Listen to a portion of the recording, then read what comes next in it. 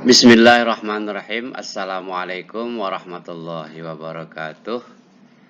Baiklah dari sekalian, jangan lupa salam sehat.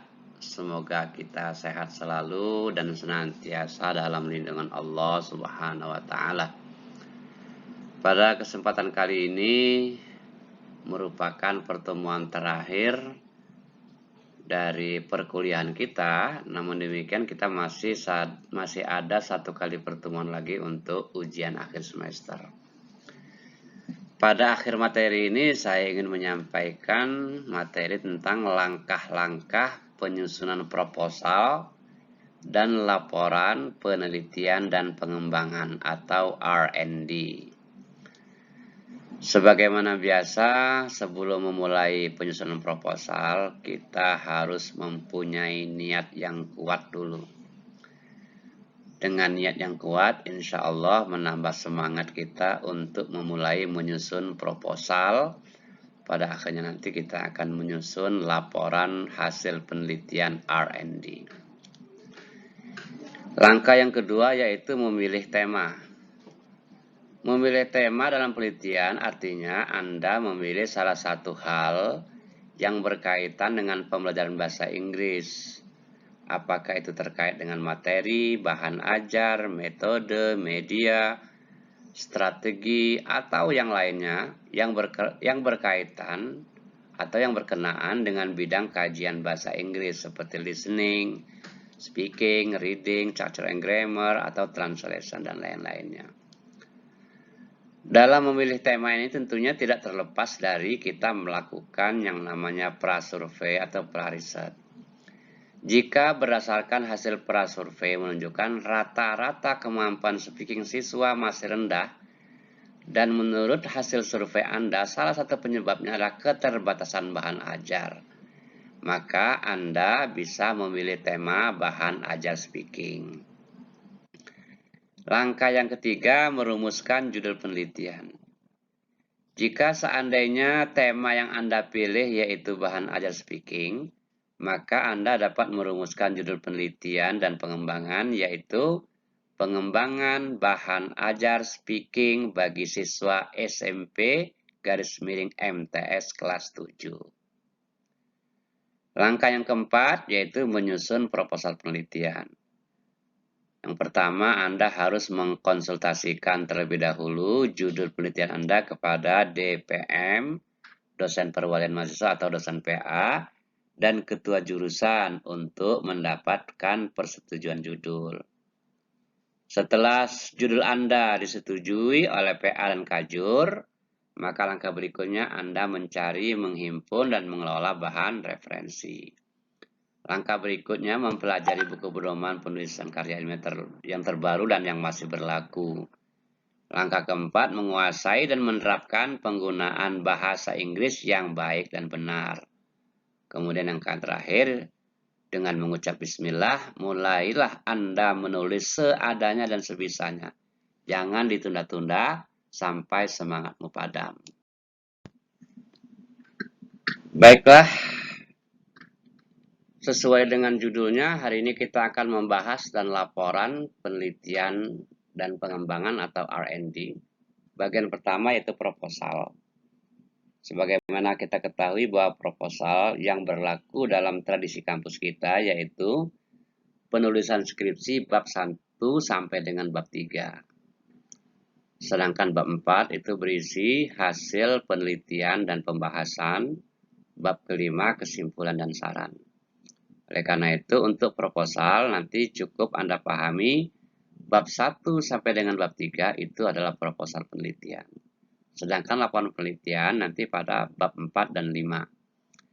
Baiklah, pada chapter 1 introduction itu terdiri dari A. Background of study, B. Problem identification, C. Problem limitation, D. Problem formulation, E. Objective of development, yang F. Benefit of developed product, G atau G. Product specification. Poin A yaitu background of study. Pada bagian ini peneliti menceritakan dan menggambarkan secara sistematis dan kronologis tentang hal-hal atau keadaan yang menyebabkan timbulnya permasalahan penelitian. Caranya, Anda menggambarkan permasalahan penelitian secara umum.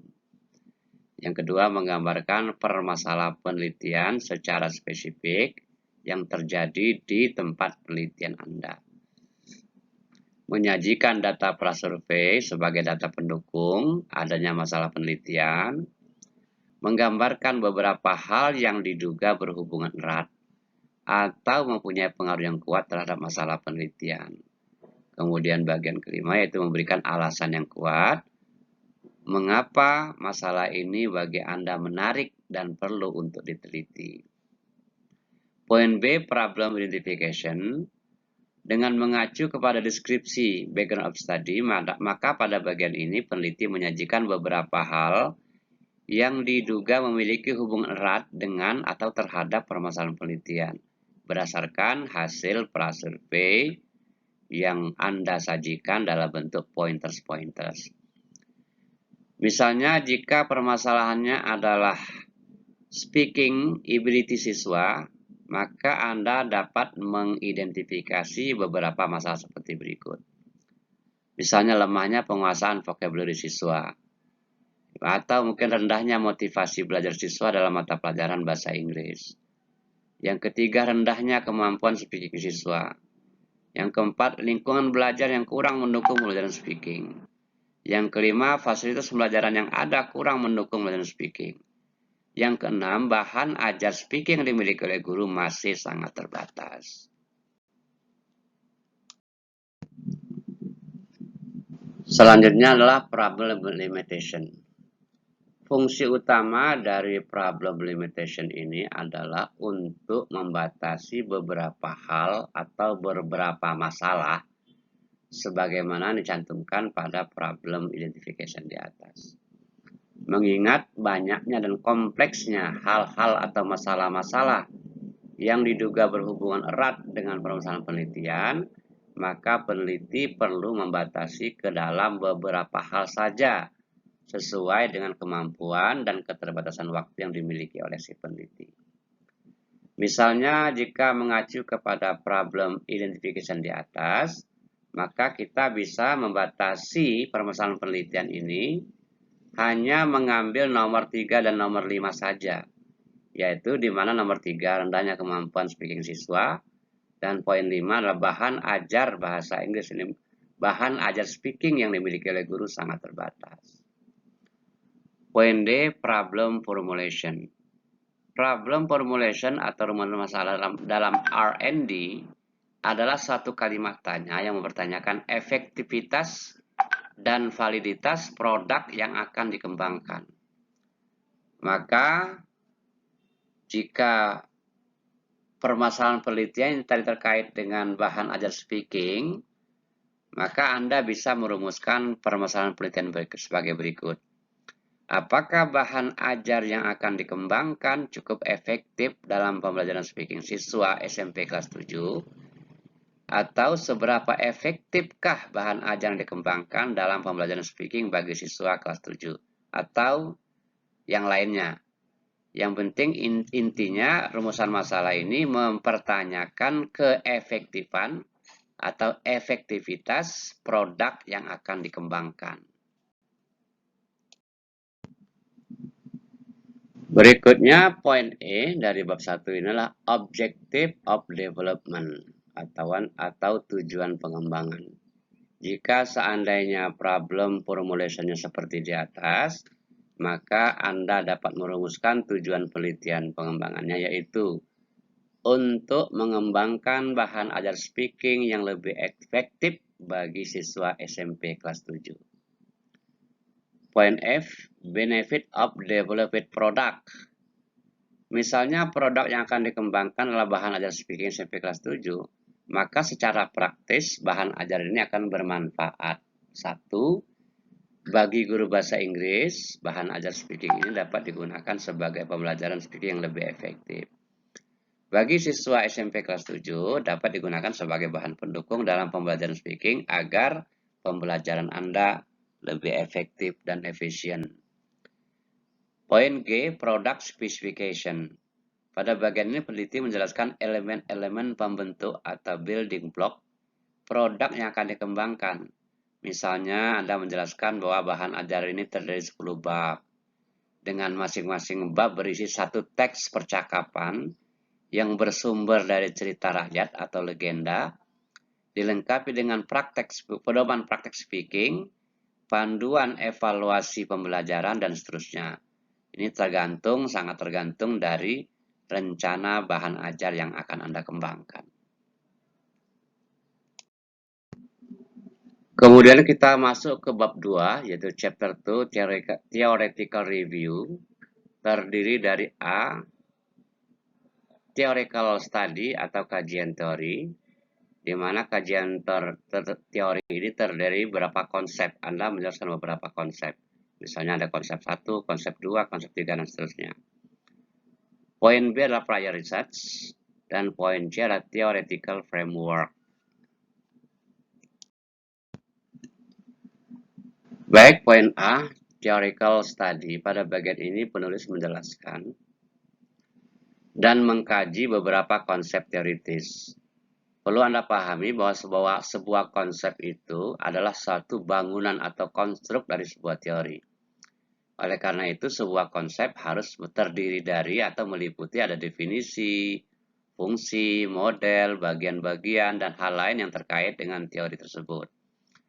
Setiap kutipan hendaknya diberi review atau komentar atau ulasan dari peneliti, bukan hanya sekedar copy-paste sebuah kutipan. Jika seandainya tema dan judul penelitian Anda adalah pengembangan bahan ajar speaking siswa SMP kelas 7, maka setidaknya ada beberapa konsep yang harus Anda jelaskan, antara lain. Nomor 1, konsep tentang pembelajaran bahasa Inggris. Dalam hal ini, Anda fokuskan nanti kepada pembelajaran speaking. Kita sebut dengan konsep 1. Yang kedua, konsep tentang bahan ajar. Kemudian nanti Anda fokuskan juga ke bahan ajar speaking. Yang ketiga, konsep pengembangan bahan ajar. Kemudian nanti Anda fokuskan juga ke pengembangan bahan ajar speaking, kita sebut konsep 3. Dan yang keempat, konsep tentang penelitian pengembang itu sendiri. Dalam hal ini Anda mengadopsi salah satu model atau pola R&D yang dikembangkan oleh para ahli, kita sebut dengan konsep 4. Dan seterusnya jika diperlukan. Poin B, prior research, yaitu Anda mengambil beberapa penelitian R&D yang sudah ada untuk mengetahui kemutakhiran perkembangan kajian yang tentang tema yang akan kita teliti. Selanjutnya, Anda menentukan keterbaruan atau novelty dari penelitian Anda di antara penelitian yang sudah ada. Poin C, theoretical framework atau kerangka berpikir teoritis, di mana peneliti menjelaskan kaitan berbagai teori di atas dengan produk yang akan Anda kembangkan. Selanjutnya, peneliti mengasumsikan jika produk ini dikembangkan telah sesuai dengan teori tersebut, maka pembelajaran speaking akan lebih berjalan efektif. Kerangka berpikir teoritis ini sebaiknya disajikan dalam bentuk gambar atau pola atau model. Kita lanjut ke chapter 3, yaitu research methods. Terdiri dari A, type of study, B, developmental procedure, C, product and design testing. Terdiri dari 1, design testing, yang kedua product testing, yang ketiga subject testing. Poin D, instrument and data collecting technique. Poin E, data analysis technique. Kita mulai dari bagian A, type of study. Pada bagian ini, peneliti menjelaskan bahwa jenis penelitian Anda adalah penelitian dan pengembangan atau research and development. Tujuan utama dari penelitian ini adalah untuk mengembangkan dan memvalidasi produk yang akan dikembangkan. Mengembangkan produk berarti menambah sesuatu yang baru dari yang telah ada. Memvalidasi produk berarti menguji produk dengan 2 skema, yaitu validasi internal, yaitu menguji produk dengan melibatkan para ahli dan praktisi di bidangnya. Yang kedua, validasi eksternal, yaitu dengan pengujian lapangan, baik skala kecil, skala terbatas, maupun skala yang lebih luas. Poin B, developmental procedure. Peneliti menjelaskan prosedur pengembangan produk yang dilaksanakan dalam penelitian ini. Setidaknya meliputi 4 tahap, yaitu pertama tahap eksplorasi, yaitu meliputi need analysis dan review terhadap produk yang sudah ada. Tahap kedua desain produk, mencakup validasi para ahli dan praktisi. Tahap ketiga pengujian produk, yaitu uji coba produk dalam skala kecil, terbatas ataupun skala lebih luas. Yang keempat, tahap revisi produk, berdasarkan masukan dari para ahli, praktisi maupun berdasarkan hasil uji coba lapangan produk.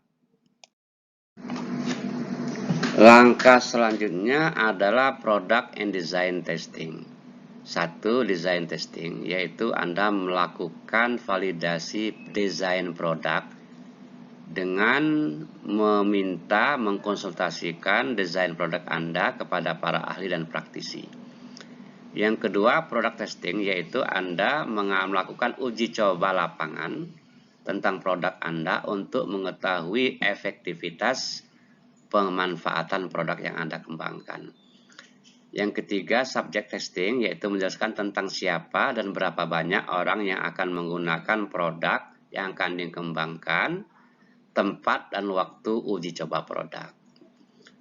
Poin D, instrument and data collection techniques, yaitu yang pertama data collection technique. Di sini Anda menjelaskan tentang teknik apa saja yang akan Anda gunakan dalam pengumpulan data. Mungkin ada teknik tes, observasi, kuesioner, atau interview.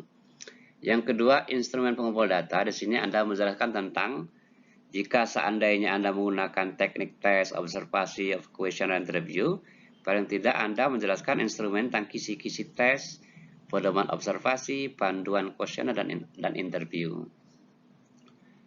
Kemudian poin E, data analisis teknik. Di sini ada dalam penelitian R&D ada dua jenis data, yaitu data kuantitatif dan data kualitatif. Di sini peneliti perlu menjelaskan teknik analisis data kuantitatifnya dengan cara apa dan rumus-rumus apa. Demikian pula halnya dengan teknik analisis data kualitatif dengan cara apa dan pendekatan apa.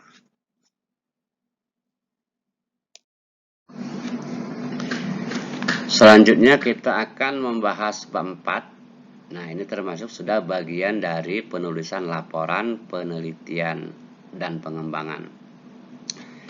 Chapter 4, Result and Development. Di sini terdiri dari A, Early Developmental Product Result, B, Expert Validating Result, C, Developing Product Result, D, Final Product Examination, E, research limitation.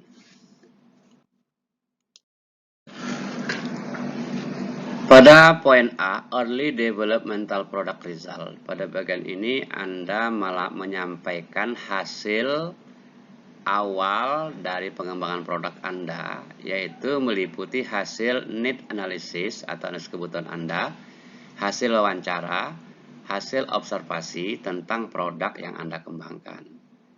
Poin B, expert validating result. Di sini Anda menjelaskan tentang hasil penilaian para ahli dan praktisi tentang desain produk yang Anda kembangkan.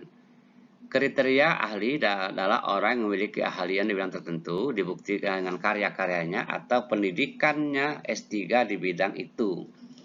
Sedangkan praktisi adalah orang yang kegiatan sehari-harinya adalah bekerja di bidang tertentu.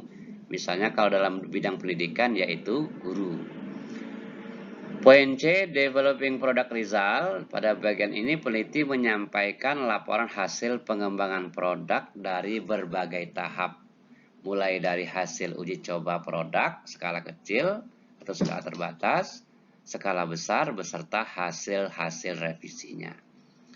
Poin D, Final Product Examination atau uji coba produk akhir.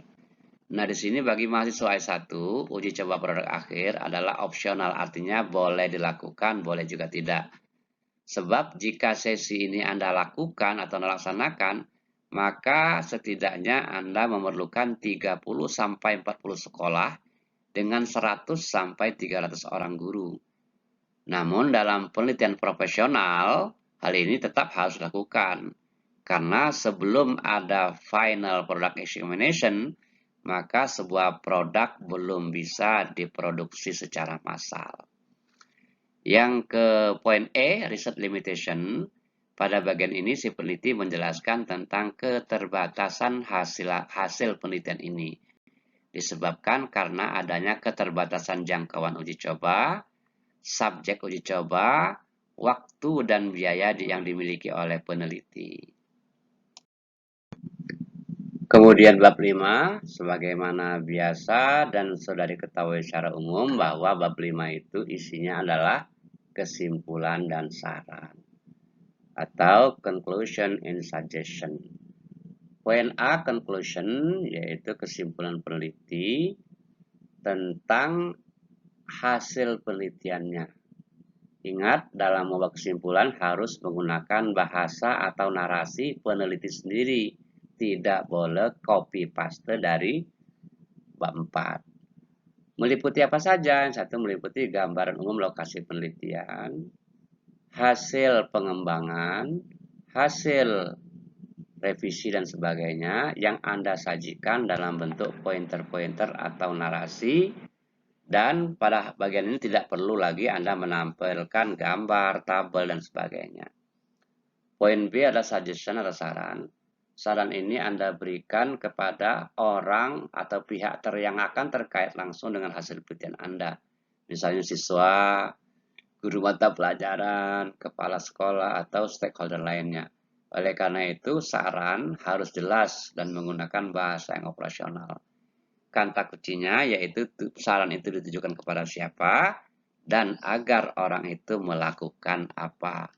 Demikianlah pembahasan kita pada hari ini. Mudah-mudahan ada manfaatnya. Dan saya akhiri. Wassalamualaikum warahmatullahi wabarakatuh.